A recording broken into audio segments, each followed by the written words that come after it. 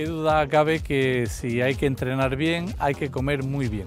Mucha gente piensa que solo con tomar algún tipo de suplemento, alguna pastilla, conseguimos todo el efecto de mejorar nuestro rendimiento. Pero eso tenemos que hacerlo siempre sobre la base de que nuestra alimentación esté suficientemente bien equilibrada. El caso de, por ejemplo, los antioxidantes, yo puedo ingerir mayor cantidad de antioxidantes como suplemento, pero tendré que saber primero cuál es la cantidad de antioxidantes que tomo en mi dieta. Por eso lo que recomendamos siempre es que empecemos por hacer un estudio de cuáles son las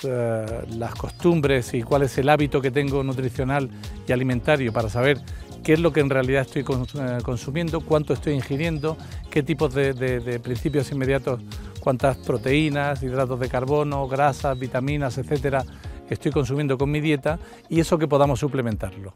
En el caso de la carrera sí es importante que sepamos además cómo llegar al momento en el que voy a empezar a correr habiendo tomado previamente alguna carga más de hidratos de carbono que me permitan mantener los niveles de glucosa durante todo el tiempo que corra y como además debería de recuperarme bien con una mayor ingesta de hidratos de carbono y de proteínas que nos permitan que el daño muscular que he tenido más la pérdida de glucógeno en mi músculo, que es la forma de almacenar la glucosa, las pueda reponer lo más rápido posible y con ello consiga una recuperación más rápida.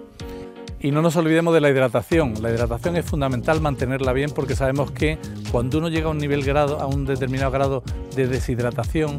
tenemos mayor riesgo de nuestra salud de una forma muy clara y un caso extremo es el síndrome del golpe de calor en el que uno puede llegar incluso hasta morir. Por eso mantengamos bien la hidratación sabiendo que no debemos de llegar a sentir la sensación de sed como punto de referencia, sino que previamente debemos de seguir ingiriendo pequeñas cantidades de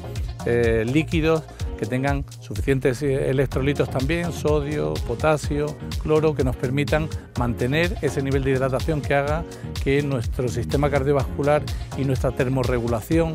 se mantengan bien y hagan que nuestro correr al final sea